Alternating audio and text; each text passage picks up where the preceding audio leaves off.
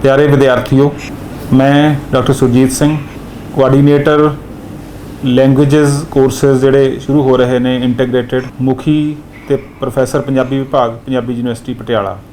ਮੈਂ ਇਹ ਵੀਡੀਓ ਤੁਹਾਨੂੰ ਜਿਹੜੇ ਪੰਜਾਬੀ ਯੂਨੀਵਰਸਿਟੀ ਦੇ ਵਿੱਚ ਨਵੇਂ ਕੋਰਸ ਸ਼ੁਰੂ ਹੋਏ ਨੇ, ਖਾਸ ਕਰਕੇ 5 ਸਾਲਾ ਏਕੀਕ੍ਰਿਤ ਕੋਰਸ ਉਹਨਾਂ ਦੇ ਬਾਰੇ ਜਾਣਕਾਰੀ ਦੇਣ ਵਾਸਤੇ ਇਹ ਵੀਡੀਓ ਬਣਾ ਰਹੇ ਹਾਂ। ਇਹ ਜਿਹੜੇ ਕੋਰਸ ਨੇ ਮੁੱਖ ਤੌਰ ਤੇ ਯੂਨੀਵਰਸਿਟੀ ਵਿੱਚ 6 ਜਿਹੜੀਆਂ ਸਟਰੀਮਸ ਨੇ ਜਾਂ 6 ਅਧਿਐਨ ਦੀਆਂ ਸ਼ਾਖਾਵਾਂ ਨੇ ਉਹਨਾਂ ਦੇ ਵਿੱਚ ਸ਼ੁਰੂ ਹੋ ਰਹੇ ਨੇ। ਪਹਿਲੀ ਜਿਹੜੀ ਸ਼ਾਖਾ ਹੈਗੀ ਹੈ ਉਹ ਭਾਸ਼ਾਵਾਂ ਦੀ ਸ਼ਾਖਾ ਹੈ, ਦੂਸਰੀ ਫਿਜ਼ੀਕਲ ਤੇ ਕੈਮੀਕਲ ਸਾਇੰਸਿਸ ਦੀ ਸ਼ਾਖਾ ਹੈ, ਤੀਸਰੀ ਸੋਸ਼ਲ ਸਾਇੰਸਿਸ ਦੀ ਸ਼ਾਖਾ ਹੈ, ਚੌਥੀ ਬਾਇਓ ਸਾਇੰਸਿਸ ਦੀ ਸ਼ਾਖਾ ਹੈ, ਪੰਜਵੀਂ ਵਿਜ਼ੂਅਲ ਤੇ ਪਰਫਾਰਮਿੰਗ ਆਰਟਸ ਦੀ ਸ਼ਾਖਾ ਹੈ ਤੇ ਛੇਵੀਂ ਕੰਪਿਊਟੇਸ਼ਨਲ ਤੇ ਮੈਥਮੈਟੀਕਲ ਸਾਇੰਸਿਸ ਦੀ ਸ਼ਾਖਾ ਹੈ। ਇਹਨਾਂ ਸਾਰੀਆਂ ਜਿੰਨੀਆਂ ਵੀ ਗਿਆਨ ਦੀਆਂ ਵੱਖ-ਵੱਖ ਸ਼ਾਖਾਵਾਂ ਨੇ, ਇਹਨਾਂ ਦੇ ਵਿੱਚ ਜਿਹੜੀ ਕੋਰਸ ਦੀ ਬਣਤਰ ਹੈ ਉਹ ਸਾਰਿਆਂ ਦੇ ਵਿੱਚ ਲਗਭਗ ਕੋਰਸ ਬਣਤਰ ਇੱਕੋ ਜਿਹੀ ਹੈ ਤੇ ਉਹਦੇ ਵਿੱਚ ਵਿਸ਼ੇ ਜਿਹੜੇ ਹੈਗੇ ਨੇ ਉਹ ਅਲੱਗ-ਅਲੱਗ ਨੇ। ਉਹਨਾਂ ਦੇ ਮੁੱਖ ਵਿਸ਼ੇ ਤੇ ਨਾਲ ਉਹਨਾਂ ਦੇ ਜਿਹੜੇ ਸਹਾਇਕ ਵਿਸ਼ੇ ਨੇ ਉਹ ਵੱਖ-ਵੱਖ ਹੋਣਗੇ। ਮੈਂ ਤੁਹਾਨੂੰ ਇਸ ਵੀਡੀਓ ਦੇ ਰਾਹੀਂ ਜਿਹੜਾ ਭਾਸ਼ਾਵਾਂ ਦੇ ਵਿੱਚ 5 ਸਾਲਾ ਏਕੀਕ੍ਰਿਤ ਕੋਰਸ ਸ਼ੁਰੂ ਹੋ ਰਿਹਾ ਹੈ ਉਸ ਦੇ ਸੰਬੰਧ ਦੇ ਵਿੱਚ ਜਾਣਕਾਰੀ ਦੇਣੀ ਹੈ। ਇਸ ਵਿੱਚ ਦਾਖਲੇ ਦੇ ਵਾਸਤੇ ਜਿਹੜੀ ਬੁਨਿਆਦੀ ਯੋਗਤਾ ਹੈਗੀ ਆ ਉਹ ਕਿਸੇ ਵੀ ਸਟਰੀਮ ਦੇ ਵਿੱਚ ਕੀਤੀ ਗਈ +2 ਹੈ। ਭਾਵ ਇਹਦੇ ਵਿੱਚ arts, science, medical, non medical, vocational, agricultural ਕਿਸੇ ਵੀ ਸਟਰੀਮ ਦੇ ਵਿੱਚ ਬੱਚੇ ਨੇ +2 ਦੀ ਪ੍ਰੀਖਿਆ 50% ਅੰਕਾਂ ਦੇ ਨਾਲ ਪਾਸ ਕੀਤੀ ਹੈ, ਉਹ ਇਸ ਦੇ ਵਾਸਤੇ ਯੋਗ ਹੈ। 5% ਦੀ ਛੋਟ ਜਿਹੜੀ ਹੈਗੀ ਆ ਉਹ ਅਨੁਸੂਚਿਤ ਜਾਤੀ ਦੇ ਵਿਦਿਆਰਥੀਆਂ ਨੂੰ ਦਿੱਤੀ ਜਾਣੀ ਹੈ। ਭਾਵ ਉਸਨੇ ਜੇ 45% ਦੇ ਨਾਲ ਕੋਈ ਵੀ +2 ਦੀ ਪ੍ਰੀਖਿਆ ਪਾਸ ਕੀਤੀ ਹੈ ਉਹ ਇਸ ਕੋਰਸ ਦੇ ਵਾਸਤੇ ਯੋਗ ਹੈ। ਇਸ ਕੋਰਸ ਦੇ ਵਿੱਚ ਜਿਹੜਾ ਦਾਖਲਾ ਹੈ ਉਹ ਮੈਰਿਟ ਦੇ ਆਧਾਰ ਦੇ ਉੱਪਰ ਮੁੱਖ ਤੌਰ 'ਤੇ ਦਿੱਤਾ ਜਾਣਾ ਹੈ, ਜਿਹਦੇ ਵਿੱਚ 60% ਨੰਬਰ ਉਸ ਦੇ ਪੇਪਰ ਮੈਰਿਟ ਦੇ ਹੋਣਗੇ। ਭਾਵ ਜਿੰਨੇ ਉਹਨੇ ਅੰਕ ਲਏ ਹੋਏ ਨੇ ਉਸ ਦਾ ਜਿਹੜਾ 60% ਵੇਟੇਜ ਇਸ ਗੱਲ ਦੇ ਵਿੱਚ ਜੁੜੂਗੀ।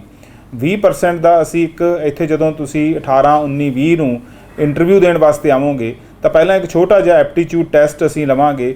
20% ਨੰਬਰ ਉਸ ਐਪਟੀਚਿਊਡ ਟੈਸਟ ਦੇ ਹੋਣਗੇ ਤੇ 20% ਨੰਬਰ ਤੁਹਾਡੀ ਇੰਟਰਵਿਊ ਦੇ ਹੋਣਗੇ, ਜਿਸ ਦੇ ਵਿੱਚ ਅਸੀਂ ਜਾਣਨਾ ਚਾਹਾਂਗੇ ਕਿ ਵਿਦਿਆਰਥੀ ਦੀ ਸਾਹਿਤ ਵਿੱਚ, ਭਾਸ਼ਾ ਦੇ ਵਿੱਚ ਕਿੰਨੀ ਕੁ ਦਿਲਚਸਪੀ ਹੈ। ਜਿਹੜਾ ਇਹ ਭਾਸ਼ਾਵਾਂ ਦਾ ਕੋਰਸ ਹੈ ਇਸ ਦੇ ਵਿੱਚ ਜਿਹੜੀ MA ਆਨਰਸ ਹੈ ਉਸ ਦੇ ਵਿੱਚ ਦਾਖਲਾ ਦਿੱਤਾ ਜਾਣਾ ਹੈ। MA ਆਨਰਸ ਇੰਗਲਿਸ਼ ਦੇ ਵਿੱਚ, MA honours Punjabi, MA honours Hindi, MA honours Urdu, MA honours Sanskrit ਤੇ MA ਆਨਰਸ ਪਰਸ਼ੀਅਨ। ਪਰ ਕਿਉਂਕਿ ਇਹ ਇੰਟੀਗ੍ਰੇਟਿਡ ਕੋਰਸ ਹੈ ਤੇ ਸਾਰੀਆਂ ਭਾਸ਼ਾਵਾਂ ਦੇ ਵਿਦਿਆਰਥੀਆਂ ਨੇ ਇਸ ਦੇ ਵਿੱਚ ਦਾਖਲਾ ਲੈਣਾ, ਤਾਂ ਪਹਿਲੇ ਸਾਲ ਵਿਦਿਆਰਥੀ ਸਿਰਫ ਲੈਂਗੁਏਜਸ ਦੇ ਕੋਰਸ ਦੇ ਵਿੱਚ ਦਾਖਲਾ ਲਊਗਾ। ਉਸ ਦੇ ਵਿੱਚ ਇਹ ਤੈਅ ਨਹੀਂ ਹੋਊਗਾ ਕਿ ਉਸ ਨੇ ਕਿਸ MA ਆਨਰਸ ਦੇ ਵਿੱਚ ਅੱਗੇ ਜਾਣਾ ਹੈ, ਕਿਉਂਕਿ ਪਹਿਲੇ ਸਾਲ ਸਾਰੀਆਂ ਭਾਸ਼ਾਵਾਂ ਇਕੱਠੀਆਂ ਪੜ੍ਹਾਈਆਂ ਜਾਣਗੀਆਂ।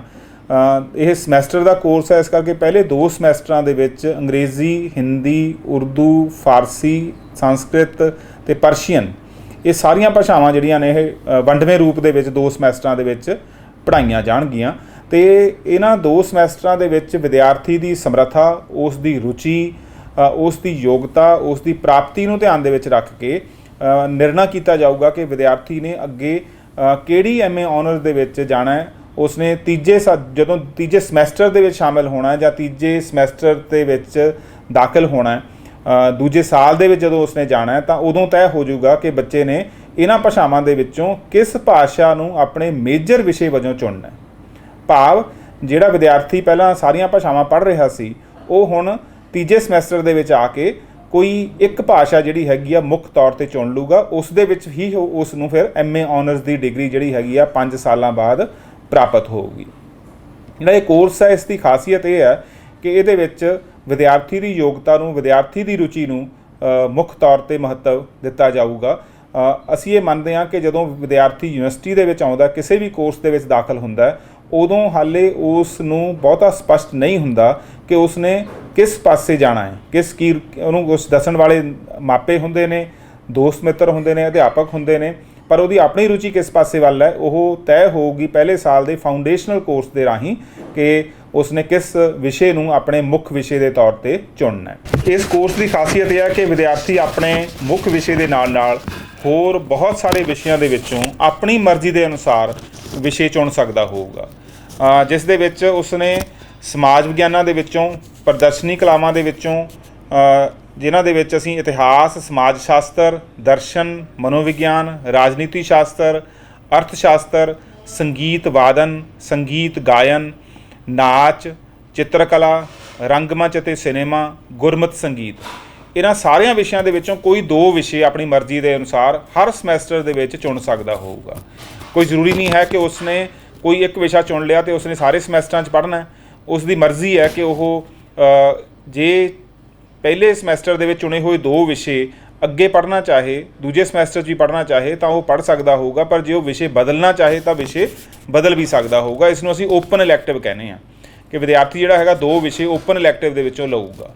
ਹੋਰ ਵੀ ਚੰਗੀ ਗੱਲ ਇਹ ਹੈ ਕਿ ਕਈ ਵਿਦਿਆਰਥੀ ਜਿਹੜੇ ਹੈਗੇ ਨੇ ਉਹਨਾਂ ਦੀ ਵਿਗਿਆਨਾਂ ਦੇ ਵਿੱਚ ਵੀ ਦਿਲਚਸਪੀ ਹੁੰਦੀ ਹੈ।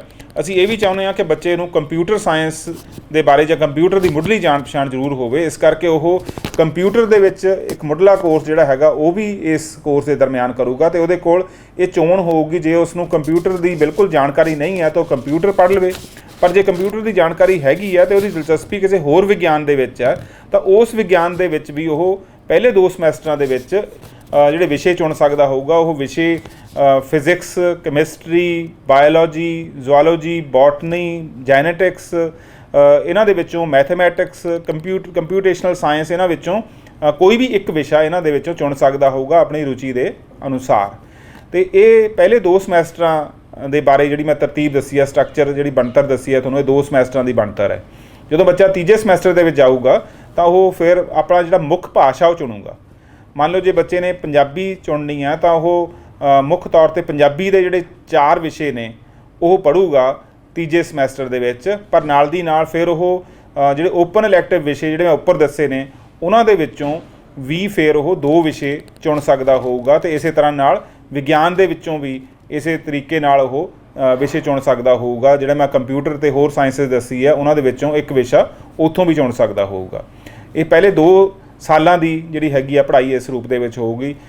ਤੀਜੇ ਸਾਲ ਦੇ ਵਿੱਚ ਜਾ ਕੇ ਉਹ ਆਪਣੇ ਵਿਸ਼ੇ ਦੇ ਵਿੱਚ ਹੋਰ ਵਧੇਰੇ ਪੜ੍ਹਾਈ ਕਰੂਗਾ ਅਤੇ ਜਿਹੜੇ ਬਾਕੀ ਦੇ 94 ਵਿਸ਼ੇ ਨੇ ਉਹਨਾਂ ਵਿੱਚੋਂ ਫਿਰ ਉਹ ਸਿਰਫ ਇੱਕ ਵਿਸ਼ਾ ਹੀ ਆਪਣਾ ਚੁਣ ਸਕਦਾ ਹੋਊਗਾ। ਅਤੇ ਇਸ ਰੂਪ ਦੇ ਵਿੱਚ ਉਹ ਪੰਜਾਬੀ ਦੇ ਭਾਸ਼ਾਵਾਂ ਦੇ ਕਿਸੇ ਵੀ ਹੋਰ ਕੋਰਸ ਦੇ ਨਾਲ ਸਮਾਜ ਵਿਗਿਆਨਾਂ, ਪਰਫੋਰਮਿੰਗ ਅਤੇ ਵਿਜ਼ੂਅਲ ਆਰਟਸ, ਜਿਹਨੂੰ ਅਸੀਂ ਪ੍ਰਦਰਸ਼ਨੀ ਅਤੇ ਕਰਤਬੀ ਕਲਾਵਾਂ ਕਹਿੰਦੇ ਹਾਂ, ਉਹਨਾਂ ਦੇ ਵਿੱਚੋਂ ਅਤੇ ਵਿਗਿਆਨਾਂ ਦੇ ਵਿੱਚੋਂ ਆਪਣੀ ਮਰਜ਼ੀ ਦੇ ਅਨੁਸਾਰ ਵਿਸ਼ੇ ਚੁਣ ਸਕਦਾ ਹੋਊਗਾ। ਅਤੇ ਉਹ ਵੱਖ-ਵੱਖ ਵਿਭਾਗਾਂ ਦੇ ਵਿੱਚ ਜਾ ਕੇ ਉਹਨਾਂ ਵਿਸ਼ਿਆਂ ਦੀ ਪੜ੍ਹਾਈ ਵੀ ਕਰੂਗਾ ਅਤੇ ਉੱਥੋਂ ਦੇ ਜਿਹੜੇ ਮਾਹਿਰ ਅਧਿਆਪਕ ਨੇ ਜਿਨ੍ਹਾਂ ਨੇ ਆਪਣੇ ਖੇਤਰਾਂ ਦੇ ਵਿੱਚ ਨਾਮ ਬਣਾਇਆ ਉਹਨਾਂ ਦੇ ਕੋਲ ਉਹ ਪੜ੍ਹਾਈ ਕਰ ਸਕਦਾ ਹੋਊਗਾ। ਇੱਕ ਜਾਣਕਾਰੀ ਇਹ ਵੀ ਦੇਣੀ ਬਣਦੀ ਹੈ ਕਿ ਇਸ ਕੋਰਸ ਨੂੰ ਅਸੀਂ 5 ਸਾਲਾ ਕੋਰਸ ਦੇ ਰੂਪ ਦੇ ਵਿੱਚ ਸੰਕਲਪਿਆ, ਪਰ ਜੇ ਵਿਦਿਆਰਥੀ 3 ਸਾਲ ਤੋਂ ਬਾਅਦ ਇਸ ਕੋਰਸ ਨੂੰ ਛੱਡ ਕੇ ਕਿਸੇ ਹੋਰ ਦਿਸ਼ਾ ਵੱਲ ਜਾਣਾ ਚਾਹੁੰਦਾ ਹੈ ਤਾਂ ਵੀ ਉਸ ਨੂੰ ਖੁੱਲ੍ਹ ਹੋਊਗੀ ਅਤੇ 3 ਸਾਲ ਬਾਅਦ ਉਸ ਨੂੰ BA ਆਨਰਸ ਸਕੂਲ ਦੀ ਡਿਗਰੀ ਦੇ ਕੇ ਇਸ ਕੋਰਸ ਨੂੰ ਛੱਡਣ ਦੀ ਆਗਿਆ ਹੋਊਗੀ। ਭਾਵ ਜਦੋਂ ਬੱਚਾ 3 ਸਾਲ ਪੂਰਾ ਕਰੂਗਾ ਤਾਂ 3 ਸਾਲ ਪੂਰੇ ਕਰਨ ਸਮੇਂ ਉਸ ਨੂੰ BA honours school in English, BA honours school in Punjabi, BA honours school in Hindi, BA honours school in Sanskrit, BA honours school in Persian, ਇਹਨਾਂ ਦੇ ਡਿਗਰੀ ਦੇ ਕੇ ਉਸ ਨੂੰ ਭੇਜਿਆ ਜਾਊਗਾ। ਅਤੇ ਜੇ ਉਹ ਨਿਰੰਤਰ ਇਸ ਕੋਰਸ ਨੂੰ ਜਾਰੀ ਰੱਖਦਾ ਹੈ ਤਾਂ ਉਸ ਨੂੰ ਇਹਨਾਂ ਵਿਸ਼ਿਆਂ ਦੇ ਵਿੱਚ, ਇਹਨਾਂ ਭਾਸ਼ਾਵਾਂ ਦੇ ਵਿੱਚ MA ਆਨਰਸ ਦੀ ਡਿਗਰੀ ਮਿਲੂਗੀ। ਭਾਵ ਉਸ ਨੂੰ 5 ਸਾਲ ਪੂਰੇ ਕਰਨ ਦੇ ਉੱਪਰ MA ਆਨਰਸ ਦੀ ਡਿਗਰੀ ਮਿਲੂਗੀ। MA honours in Punjabi, MA honours in English, MA honours in Sanskrit, MA honours in Persian, MA honours in Urdu, 6 ਭਾਸ਼ਾਵਾਂ ਦੇ ਵਿੱਚ ਉਸ ਨੂੰ MA ਆਨਰਸ ਦੀ ਡਿਗਰੀ ਪ੍ਰਦਾਨ ਕੀਤੀ ਜਾਊਗੀ। ਇਸ ਰੂਪ ਦੇ ਵਿੱਚ ਜਿਹੜਾ ਇਹ ਕੋਰਸ ਹੈ ਇਹ ਬਹੁਤ ਹੀ ਨਵੇਂ ਤਰੀਕੇ ਨਾਲ ਡਿਜ਼ਾਈਨ ਕੀਤਾ ਗਿਆ। ਇਹ ਕੋਰਸ ਯੂਨੀਵਰਸਿਟੀ ਦੇ ਵਿੱਚ ਬਾਕੀ ਚੱਲ ਰਹੇ ਕੋਰਸਾਂ ਤੋਂ ਮੁਕਾਬਲਤਨ ਵੱਖਰਾ ਹੋਊਗਾ ਅਤੇ ਇਹਦੇ ਵਿੱਚ ਵੱਧ ਯੋਗਤਾਵਾਂ ਪ੍ਰਾਪਤ ਕਰੂਗਾ। ਮੁੱਖ ਤੌਰ 'ਤੇ ਇੱਕ ਵਿਦਿਆਰਥੀ ਸਿਰਫ ਆਪਣੀ ਭਾਸ਼ਾ ਹੀ ਨਹੀਂ ਸਿੱਖੂਗਾ ਜਾਂ ਆਪਣੀ ਭਾਸ਼ਾ ਦੇ ਵਿੱਚ ਹੀ ਗਹਿਰਾ ਅਧਿਐਨ ਨਹੀਂ ਕਰੂਗਾ, ਉਸ ਨੂੰ ਨਾਲ ਜਿਹੜੀਆਂ 5 ਭਾਸ਼ਾਵਾਂ ਹੋਰ ਵੀ ਠੀਕ ਤਰੀਕੇ ਨਾਲ, ਚੰਗੇ ਤਰੀਕੇ ਨਾਲ ਆਉਣਗੀਆਂ। ਉਸ ਨੂੰ ਅੰਗਰੇਜ਼ੀ, ਹਿੰਦੀ, ਉਰਦੂ, ਸੰਸਕ੍ਰਿਤ, ਪਰਸ਼ੀਅਨ ਦਾ ਜਿਹੜਾ ਗਿਆਨ ਹੈ ਪੰਜਾਬੀ ਵਾਲੇ ਵਿਦਿਆਰਥੀ ਨੂੰ ਵੀ ਹੋਊਗਾ ਅਤੇ ਹੋਰਾਂ ਭਾਸ਼ਾਵਾਂ ਦੇ ਵਿਦਿਆਰਥੀ ਨੂੰ ਵੀ ਦੂਜੀਆਂ ਜਿਹੜੀਆਂ 5 ਭਾਸ਼ਾਵਾਂ ਨੇ ਉਹਨਾਂ ਦੇ ਬਾਰੇ ਮੁੱਢਲਾ ਗਿਆਨ ਵੀ ਉਸ ਨੂੰ ਪ੍ਰਾਪਤ ਹੋਊਗਾ। ਤਾਂ ਇੱਕ ਤਰ੍ਹਾਂ ਨਾਲ ਬਹੁ ਭਾਸ਼ਕਤਾ ਦੀ ਜਿਹੜੀ ਯੋਗਤਾ ਹੈਗੀ ਆ ਉਸ ਵਿੱਚ ਹੋਊਗੀ। ਤੇ ਇਸ ਦੇ ਨਾਲ ਸਮਾਜ ਵਿਗਿਆਨਾਂ, ਜਿਹੜੇ ਕਲਾ ਦੇ ਖੇਤਰ ਦੇ ਵਿੱਚ ਪ੍ਰਦਰਸ਼ਨੀ ਤੇ ਕਰਤੱਵੀ ਕਲਾਵਾਂ ਤੇ ਨਾਲ ਕੰਪਿਊਟਰ ਸਮੇਤ ਬਾਕੀ ਦੇ ਵਿਗਿਆਨ ਨੇ, ਉਹਨਾਂ ਦੇ ਬਾਰੇ ਵੀ ਮੁੱਢਲੀ ਜਾਣਕਾਰੀ ਜਿਹੜੀ ਹੈਗੀ ਆ ਵਿਦਿਆਰਥੀ ਨੂੰ ਹੋਊਗੀ ਜਦੋਂ ਇਹ ਕੋਰਸ ਪਾਸ ਕਰੂਗਾ। ਤਾਂ ਇਸ ਤਰ੍ਹਾਂ ਨਾਲ ਉਸ ਦੇ ਕੋਲ ਯੋਗਤਾਵਾਂ ਹੋਣਗੀਆਂ, ਹੁਨਰ ਹੋਣਗੇ ਤੇ ਉਹਦੇ ਕੋਲ ਗਿਆਨ ਹੋਊਗਾ। ਤਾਂ ਇਸ ਕੋਰਸ ਨੂੰ ਯੂਨੀਵਰਸਿਟੀ ਜਿਹੜੀ ਲਾਂਚ ਕਰ ਰਹੀ ਹੈ ਤਾਂ ਇਸ ਮਕਸਦ ਨਾਲ ਕਰ ਰਹੀ ਹੈ ਕਿ ਸਾਡੇ ਵਿਦਿਆਰਥੀ ਜਿਹੜੇ ਨੇ ਉਹ ਗਿਆਨ ਦੇ ਖੇਤਰ ਦੇ ਉੱਪਰ ਅੱਗੇ ਤੁਰਨ ਤੇ ਨਵਾਂ ਗਿਆਨ ਪੈਦਾ ਕਰਨ ਦੇ ਵਿੱਚ ਆਪਣਾ ਜਿਹੜਾ ਕੰਮ ਹੈ ਜਾਂ ਆਪਣੀ ਜ਼ਿੰਮੇਵਾਰੀ ਹੈ ਉਸ ਨੂੰ ਨਿਭਾਉਣ ਦੇ ਯੋਗ ਹੋਣ, ਸਮਰੱਥ ਹੋ ਸਕਣ। ਇਸ ਕੋਰਸ ਦੇ ਵਿੱਚ ਇਹ ਵੀ ਹੈ ਕਿ ਆਖਰੀ ਜਿਹੜਾ ਸਾਲ ਹੈ, ਜਿਹੜਾ MA ਦਾ ਆਖਰੀ ਸਾਲ ਹੈ, ਉਸ ਦੇ ਵਿੱਚ ਉਸ ਨੇ ਇੱਕ ਡੈਜ਼ਰਟੇਸ਼ਨ ਲਿਖਣਾ ਹੋਊਗਾ। 100 ਪੰਨਿਆਂ ਦਾ ਥੀਸਿਸ ਲਿਖਿਆ ਜਾਊਗਾ ਆਖਰੀ ਸਮੈਸਟਰ ਦੇ ਵਿੱਚ। ਆਖਰੀ ਸਮੈਸਟਰ ਦੇ ਵਿੱਚ ਕੋਈ ਇਮਤਿਹਾਨ ਨਹੀਂ ਹੋਣਗੇ। ਆਖਰੀ ਸਮੈਸਟਰ ਦੇ ਵਿੱਚ ਵਿਦਿਆਰਥੀ ਨੇ ਇੱਕ ਡੈਜ਼ਰਟੇਸ਼ਨ ਲਿਖਣਾ ਹੋਊਗਾ। ਉਸ ਡੈਜ਼ਰਟੇਸ਼ਨ ਦੇ ਵਿੱਚ ਅਨੁਵਾਦ ਵੀ ਹੋ ਸਕਦਾ, ਉਹਦੇ ਵਿੱਚ ਇੱਕ ਖੋਜ ਦਾ ਜਿਹੜਾ ਲੇਖ ਹੈ, ਖੋਜ ਨਿਬੰਧ ਵੀ ਲਿਖਿਆ ਜਾ ਸਕਦਾ ਹੈ। ਉਸ ਦੇ ਵਿੱਚ ਜਿਹੜੀ ਸਿਰਜਣਾਤਮਕ ਲੇਖਣ ਦੀ ਕਿਤਾਬ ਵੀ ਦਿੱਤੀ ਜਾ ਸਕਦੀ ਹੈ ਤੇ ਇਸ ਤਰ੍ਹਾਂ ਦੇ ਹੋਰ ਪ੍ਰੋਜੈਕਟ ਕਿ ਉਹ ਕੋਈ ਫਿਲਮ ਬਣਾ ਕੇ ਜਾਂ ਇੱਕ ਥੀਏਟਰ ਦੀ ਜਿਹੜੀ ਪੇਸ਼ਕਾਰੀ ਹੈ ਉਹ ਬਣਾ ਕੇ ਵੀ ਉਹ ਆਪਣਾ ਜਿਹੜਾ ਆਖਰੀ ਸਮੈਸਟਰ ਦਾ ਕਾਰਜ ਹੈ, ਜਿਹੜਾ ਉਹਦੀ ਅਸਾਈਨਮੈਂਟ ਆ, ਉਹ ਪੂਰੀ ਕਰ ਸਕਦਾ ਹੋਊਗਾ। ਤਾਂ ਇਸ ਪੱਖੋਂ ਵੀ ਇਹ ਕੋਰਸ ਬਾਕੀ ਕੋਰਸਾਂ ਨਾਲੋਂ ਵੱਖਰਾ ਹੈ ਕਿ ਇਸ ਦੇ ਵਿੱਚ ਵਿਦਿਆਰਥੀ ਜਿਹੜਾ ਹੈਗਾ ਉਹ ਸਿਰਜਣਾਤਮਕ ਲੇਖਣ, ਖੋਜ ਦੇ ਰਸਤੇ ਉੱਪਰ ਚੱਲੂਗਾ ਤੇ ਉਸ ਦੇ ਵਿੱਚ ਆਪਣਾ ਯੋਗਦਾਨ ਪਾਉਣ ਦੇ ਸਮਰੱਥ ਹੋਊਗਾ। ਇਸ ਕੋਰਸ ਦਾ ਨਾਮ MA ਆਨਰਸ ਕੋਰਸ ਹੈ। ਇਸ ਕਰਕੇ ਜਦੋਂ ਤੁਸੀਂ ਆਨਲਾਈਨ ਅਪਲਾਈ ਕਰਨਾ ਤਾਂ ਆਨਲਾਈਨ ਅਪਲਾਈ ਕਰਦੇ ਸਮੇਂ ਇਹ ਧਿਆਨ ਰੱਖਣਾ ਕਿ ਇਸ ਨੂੰ BA ਆਨਰਸ ਜਾਂ BSc ਆਨਰਸ ਕੋਰਸਾਂ ਦੇ ਵਿੱਚ ਇਹ ਕੋਰਸ ਨਹੀਂ ਲੱਭਣਗੇ। ਇਸ ਨੂੰ MA ਆਨਰਸ ਕਲਿੱਕ ਕਰਨਾ ਪਊਗਾ। ਉੱਥੇ ਲਿਖਿਆ ਹੋਊਗਾ MA ਆਨਰਸ ਲੈਂਗੁਏਜਸ। ਇਸੇ ਤਰ੍ਹਾਂ ਨਾਲ ਹੋਰ ਜਿਹੜੇ ਕੋਰਸ ਨੇ ਉਹਦੇ 'ਚ MA honours in social sciences, MA honours in physical and chemical sciences, MA honours in computational and mathematical sciences, MA honours in bio sciences, ਇਸ ਤਰ੍ਹਾਂ ਦੇ ਨਾਮ ਉੱਥੇ ਆਉਣਗੇ। ਇਸ ਕਰਕੇ ਇਸ ਕੋਰਸ ਦੇ ਵਾਸਤੇ ਜਦੋਂ ਆਨਲਾਈਨ ਅਪਲਾਈ ਕਰਨਾ ਤਾਂ ਇਹ ਧਿਆਨ ਰੱਖਣਾ ਕਿ ਇਸ ਨੂੰ ਇੱਕ ਪੋਸਟ ਗ੍ਰੈਜੂਏਟ ਕੋਰਸ ਦੇ ਜਿਹੜੀ ਲਿਸਟ ਹੈ ਉਸ ਦੇ ਵਿੱਚੋਂ ਹੀ ਇਸ ਨੂੰ ਭਰਿਆ ਜਾਊਗਾ। ਇਹ ਸਾਰਾ ਕੁਝ ਪ੍ਰੋਸੈਸ ਆਨਲਾਈਨ ਹੋਣਾ ਤੇ ਆਨਲਾਈਨ ਭਰਦਿਆਂ ਹੋਇਆਂ ਤੁਸੀਂ ਆਪਣੇ ਜਿਹੜੇ ਦਸਤਾਵੇਜ਼ ਨੇ ਉਹ ਵੀ ਉੱਥੇ ਆਪ ਹੀ ਅਪਲੋਡ ਕਰਨੇ ਨੇ। ਜਿਹੜੇ ਸਾਡੇ ਨੌਜਵਾਨ ਵਿਦਿਆਰਥੀ ਨੇ ਜਿਹੜੇ +2 ਪਾਸ ਕਰ ਹਟੇ ਨੇ, ਉਹਨਾਂ ਵਿਦਿਆਰਥੀਆਂ ਨੂੰ ਮੇਰਾ ਨਹੀਂ ਖਿਆਲ ਕਿ ਉਹਨਾਂ ਨੂੰ ਕੋਈ ਮੁਸ਼ਕਿਲ ਹੁੰਦੀ ਹੈ। ਕੰਪਿਊਟਰ ਜਾਂ ਆਪਣੇ ਮੋਬਾਈਲ ਦੇ ਉੱਪਰ ਵੀ ਜਿਹੜੀਆਂ ਐਪਸ ਨੇ ਉਹਨਾਂ ਦੀ ਵਰਤੋਂ ਕਰਦਿਆਂ ਹੋਇਆਂ ਉਹ ਅਪਲਾਈ ਕਰ ਸਕਦੇ ਨੇ। ਆਪਣੇ ਡਾਕੂਮੈਂਟ ਖੁਦ ਸਕੈਨ ਕਰੋ, ਸਕੈਨ ਕਰਕੇ ਉਸ ਦੇ ਵਿੱਚ ਅਪਲੋਡ ਕਰੋ ਤਾਂ ਬਿਹਤਰ ਤਰੀਕੇ ਨਾਲ ਤੁਸੀਂ ਇਹ ਕੰਮ ਕਰ ਸਕਦੇ ਹੋ। ਸਮਾਂ ਅਤੇ ਪੈਸੇ ਇਸ ਦੇ ਨਾਲ ਬਚਾਏ ਜਾ ਸਕਦੇ ਨੇ। ਇੱਕ ਇਹ ਵੀ ਤੁਹਾਨੂੰ ਜਾਣਕਾਰੀ ਦੇ ਦਿਆਂ ਕਿ ਇਸ ਸਮੇਂ ਪੰਜਾਬੀ ਯੂਨੀਵਰਸਿਟੀ ਦੇ ਵਿੱਚ ਅਸੀਂ ਕੁਝ ਫ੍ਰੀ ਸ਼ਿਪ ਵੀ ਕੋਸ਼ਿਸ਼ ਕਰ ਰਹੇ ਹਾਂ ਸਥਾਪਿਤ ਕਰਨ ਦੀ। ਪੰਜਾਬੀ ਡਿਪਾਰਟਮੈਂਟ ਦੇ ਵਿੱਚ ਕੁਝ ਫ੍ਰੀ ਸ਼ਿਪ ਹੈਗੀਆਂ ਨੇ।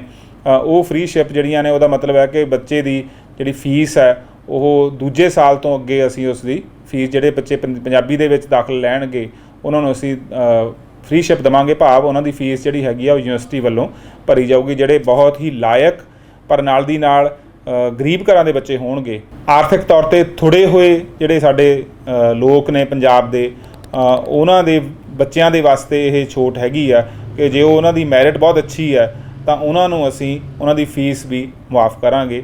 ਤੁਹਾਡਾ ਸਭ ਦਾ ਇਸ ਕੋਰਸ ਦੇ ਵਿੱਚ ਸਵਾਗਤ ਹੈ। ਪੰਜਾਬੀ ਯੂਨੀਵਰਸਿਟੀ ਦੇ ਸਾਰੇ ਹੀ ਜਿਹੜੇ ਇੰਟੀਗ੍ਰੇਟਿਡ ਕੋਰਸ ਨੇ ਉਹਨਾਂ ਦੇ ਵਿੱਚ ਸਵਾਗਤ ਹੈ।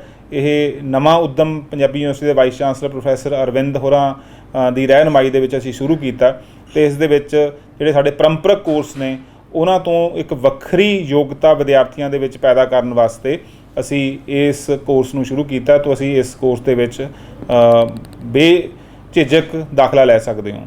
ਆਖਰੀ ਗੱਲ ਇਹ ਵੀ ਹੈ ਕਿ ਜਿਹੜੇ ਪਰੰਪਰਕ ਕੋਰਸ ਸਾਡੇ ਕੋਲ ਚੱਲ ਰਹੇ ਨੇ ਪੰਜਾਬੀ ਯੂਨੀਵਰਸਿਟੀ ਦੇ ਵਿੱਚ, MA ਆਨਰਸ ਤੇ MA ਪਾਸ ਕੋਰਸ, ਉਹ ਕੋਰਸ ਚੱਲ ਰਹੇ ਨੇ।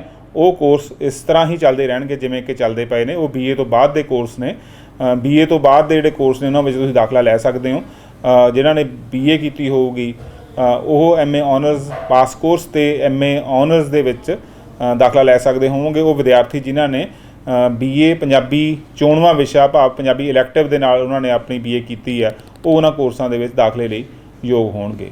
ਬਹੁਤ ਬਹੁਤ ਧੰਨਵਾਦ।